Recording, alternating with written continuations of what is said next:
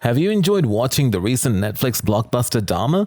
If you did, then you've probably been searching for new true crime stories turned into a film or series, or just anything that seems similar with Netflix's latest hit. Well, if you have been searching, then you've probably heard of the new Netflix series, The Watcher, which was also based on a true story. If you're familiar with the real-life story behind Netflix's new show The Watcher, then you, like us, have probably been waiting for this series to come out for a long time. And if you're not, then let us fill you in, because it's a wild ride. There's a huge chance that you have just stumbled upon the new series and played it, oblivious of what the real story behind entails. If you're one of these innocent minds, then let us tell you some of the details that you may have missed. Details that weren't originally from the real-life story, details that were cut off from the true story, and all other itsy-bitsy details that you may have missed from the film vis-a-vis the real-life story.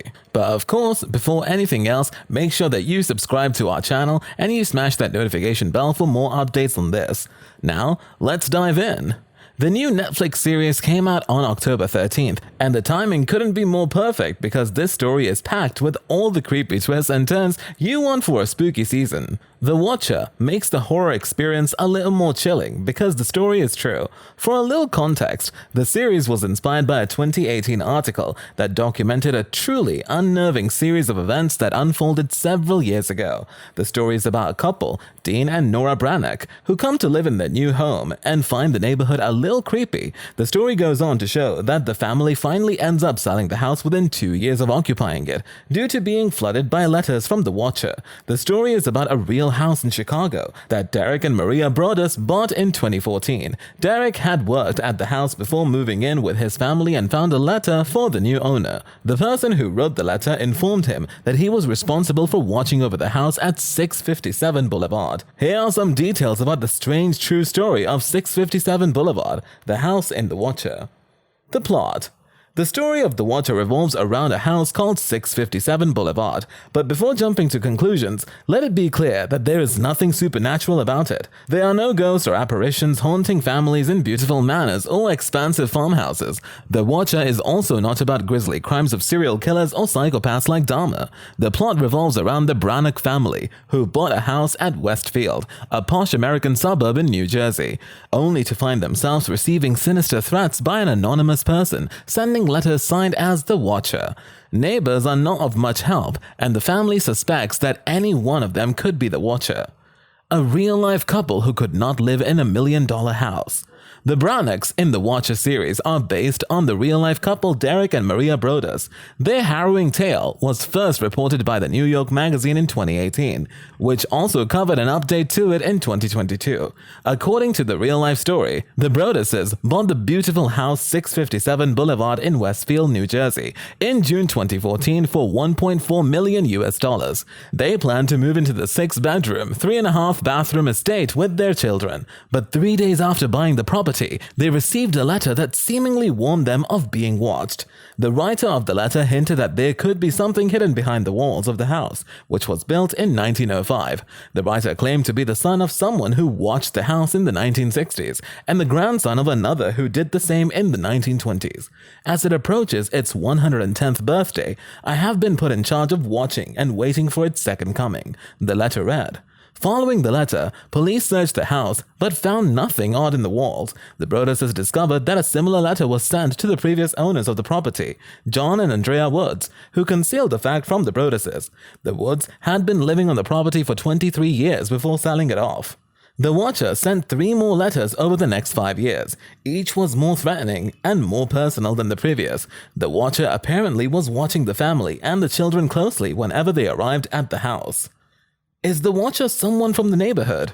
The police investigated the neighborhood and collected DNA samples. Based on the DNA collected from the letters, authorities continue to believe that the writer is a female, older, and a resident of the area around 657 Boulevard. After trying to sell off the property unsuccessfully, the Broadduses finally managed to get it off their backs in 2019 for $959,000.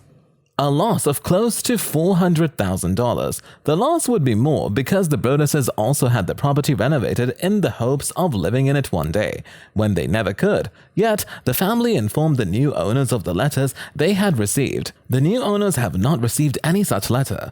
It is also interesting to note that when the Broadduses planned on selling the house to a developer, it was met with vehement rejection in a meeting of the Westfield Planning Board. Some locals were concerned over the possibility of the developer demolishing the building and erecting two homes, which would in turn negatively affect the rates of other properties in the neighborhood. Anyway, suspicion danced from one to the other in the area over who could be the watcher, but so far no one has been arrested. Eerily, this means that the watcher could still be out there. Are there any differences between the true story and the Watcher TV series? Yes, there are some. For instance, the Broadduses never moved into the house, while the series shows the Brannocks moving in. The money spent by the Brannocks to buy the property is almost double to $3.2 million, which, according to Netflix, is to show something that causes considerable financial strain on the protagonists in the series. Of course, there were also a lot more things that were made up to create an eerily disturbing show based on a true story. For one, the satanic child-eating cult was completely made up for the show. It wouldn't be a Ryan Murphy show without a little satanic cult movement, would it? The creepy cult subplot that the former owner of the house told Nora Brannock about did not happen in real life. There were no weird blood-drinking rituals going on. It was all fictional.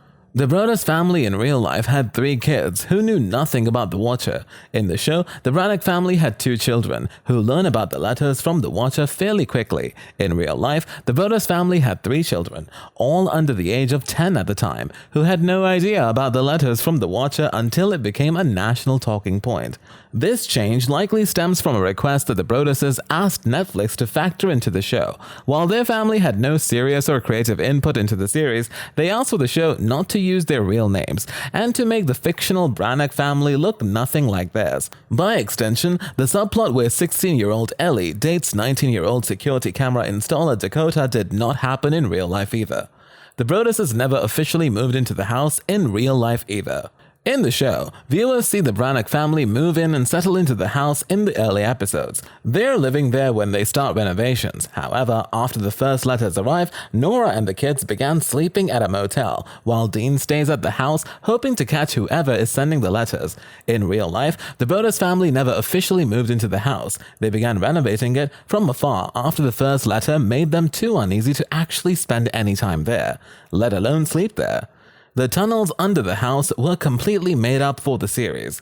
Again, just like the child-eating cult, the tunnels underneath 657 Boulevard were not real, and neither was the creepy room that Nora and Dean discovered among them. None of the neighbors were hiding in the house either. That's all for today. We hope you enjoyed that video. And if you did, don't forget to hit that like and subscribe button and smash that notification bell for more episodes.